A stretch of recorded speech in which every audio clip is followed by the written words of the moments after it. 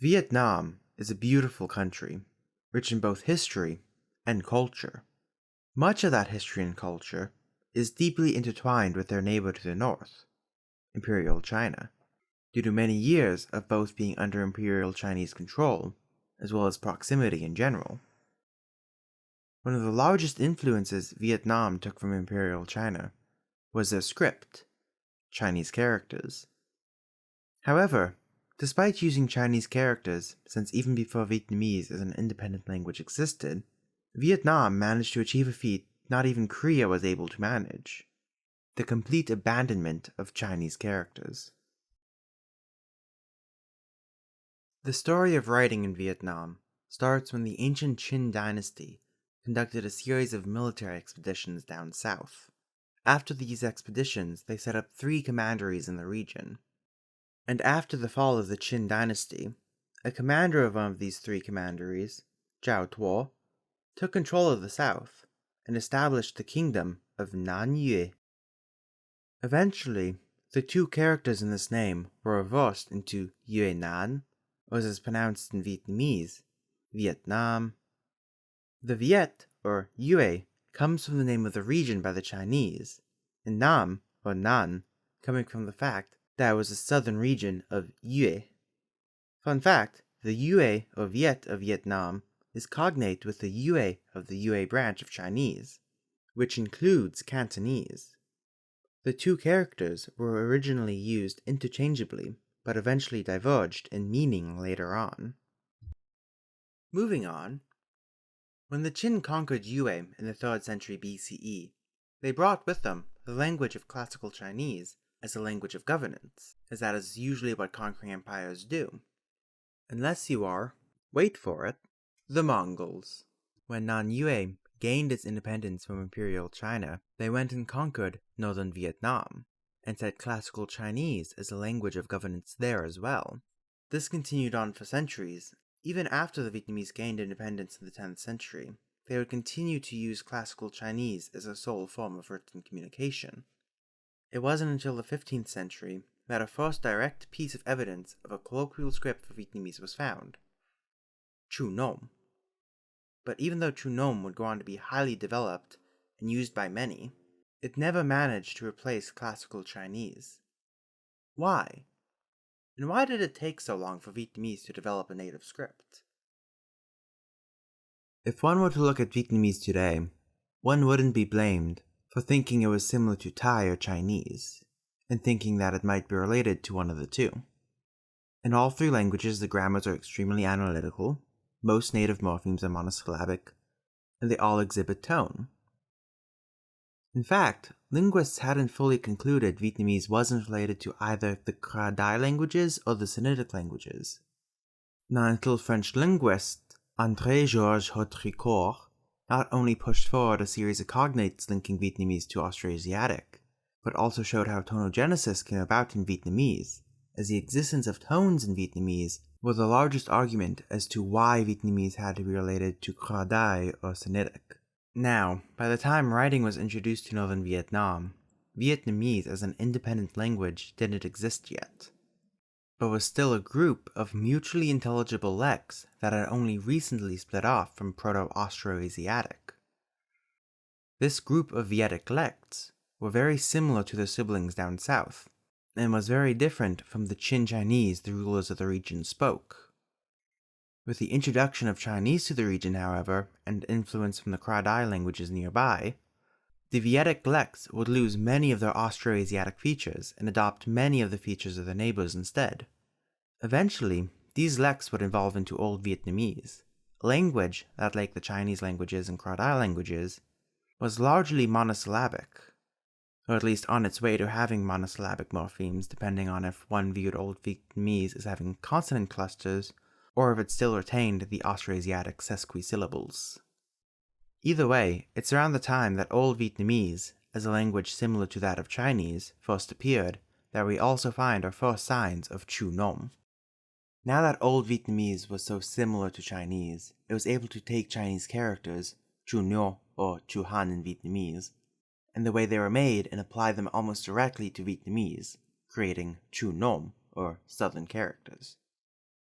Now, of course, this wasn't as straightforward as I made it sound, and there are a few processes to adapting Chinese characters to fit Vietnamese. The first method they used is the most straightforward, as they used the corresponding Chinese character for the corresponding loanwords from Chinese. An obvious example of this would be the name for Vietnam itself, as well as some of these words on screen now. They also would use the character for older loanwords from Chinese, like that same character for South being pronounced Nom instead, as it was loaned into Vietnamese at an earlier stage and had already been naturalized by that point. A similar phenomenon can be seen with character for, well, character. This character could be read with the native Vietnamese reading, Chu, which is an earlier loan from Chinese, or the more recent loan, Tu. Now the keen-eyed among you might notice that this Chu Nom is spelled differently from the Chu Nom I showed earlier, using different but similar looking characters. So let's just put a little pin in that and we'll come back to it in a bit. The second method was to emulate the way the Chinese created new characters. This included phonosemantic pairs like the ones on screen now, where in each of these examples the original Chinese character represents the meaning, while the added components represents the pronunciation. Vietnamese also employed rebus, which can be seen in the examples for one, to know, and new, as well as semantic-semantic pairings or compound ideograms, which can be seen in the examples for sky and village leader. Interestingly, Chu Nom did have one new method of driving new characters that Chinese didn't use, that being phonetic-phonetic compounding. Old Vietnamese used them in order to display words with consonant clusters, like moon, fruit, and round. In each of these examples, the components are being used for the phonetic value, these ones for their initial consonant, and these ones for the rest of the syllable. The final practice was graphic modification, or changing a glyph slightly to show that the glyph was being used for its phonetic value. This included the characters new, this, and south. Something to note is that despite using the same methods that created the Chinese characters, Chu Nom is considered a mixed-style script, similar in function to Japanese or Korean mixed scripts. These characters here that were borrowed from Chinese are still considered Chu Han, Han Tu, or simply Chinese characters, similar to how kanji and hanja are still referred to as Chinese characters in Japanese and Korean respectively. The characters used to represent Vietnamese words, meanwhile, were called Chu Nom. Now, why was it that despite developing a completely functional writing system for the native language of Vietnamese, the various dynasties and rulers of Vietnam never abandoned classical Chinese characters and adopt Chu Nom instead? It wasn't without trying, but despite many rulers' best attempts, Chu Nom never gained the political prestige to overthrow classical Chinese in governmental affairs. Instead, it was relegated to cultural use in stories, poems, and so on, much like how early native systems for Korean and Japanese functioned similarly. In this way, Chu Nom and classical Chinese were both used side by side in Vietnam, until Christian missionaries arrived, unknowingly spelling the end for both Chu Nom and classical Chinese. Chu Guok Ngu, often shortened to Guok Ngu, or national script, was originally not meant to replace classical Chinese or Chu Nom. Its only purpose was for the Jesuits coming to the area to learn the language. And because the Jesuits were of different nationalities, the informal transcription system they created carried orthographic rules of the various regions they came from. This is how it mainly remained for a couple centuries, from the 1600s till French colonial rule. The French, in an effort to solidify control, discouraged the use of Chinese characters, instead setting Chu Guok Ngu as a national standard. Around this time, Vietnamese nationalists with the idea of modernizing, i.e. westernizing, Vietnam set up the Token Free School. Like modernists in Korea and Japan, the Vietnamese nationalists viewed Chinese characters as baggage, and an unnecessary imposition on the language as well as the people. So they rallied behind the only other option for writing there was, renamed it Chu Guok Ngu, as before then it was called Nam Am, and started to tout it as a part of the Vietnamese cultural identity. Now the Token Free School was closed down after a few months by the French, but their ideas stuck around and pervaded the Vietnamese mass psyche. So much so that when Vietnam gained independence, it used Quoc Ngu as their national script.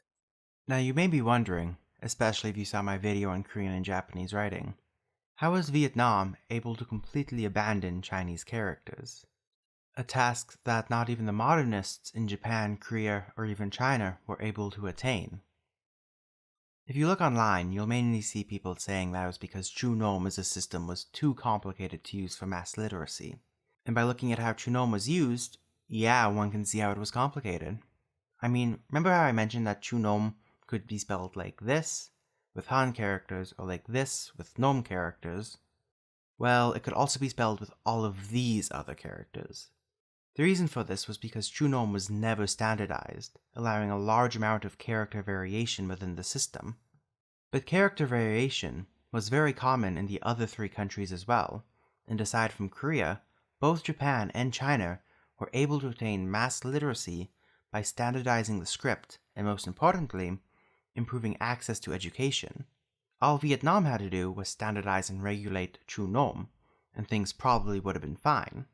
So if that isn't the reason why Vietnamese was able to completely abandon Chinese characters, what is? Unfortunately, I couldn't find much written about this topic, aside from the reason above, which is still a valid reason, just not the main reason. In my research, though, I noticed 3 key differences between Vietnam and the other 3 countries that may clarify the answer a bit. Now be warned that from this point on, it's mainly speculation and I don't have any direct sources for these, just my own observations from the literature. The 3 aspects I found that set Vietnam apart from China, Japan, and Korea are that it was under colonial control, Han literacy wasn't very widely spread, and that the people pushing for Chu Quoc Ngu were the elite of Vietnam themselves. The first point I believe is fairly self-explanatory. Vietnam was under a colonial rule that did everything they could to eliminate Chinese characters. That isn't to say that China, Japan, or Korea weren't affected by colonialism, China and Korea especially, but that they weren't directly under Western colonial rule. This then leads into the second part, which was that literacy was surprisingly widespread in the other 3 countries before World War II, meaning that people not only had more exposure to Chinese characters, but that more people were actively using them. Finally, in China, Japan, and Korea, the elite and literate resisted hard against eliminating Chinese characters, as they viewed it as a part of their history and cultural identity. On the other hand, in Vietnam, the elite and educated pushed for the abolishment of Chinese characters. As while the elite were nationalists, they were still educated by French colonialists, meaning they were influenced by the Western way of thought much more than the other countries. Now, as I said before, what I just talked about is mainly speculation, but I think it's hard to deny the lasting impact French colonial rule left on writing in Vietnam, relegating Han Nom characters to a stylistic, artistic, or historical choice, instead of the main means of communication.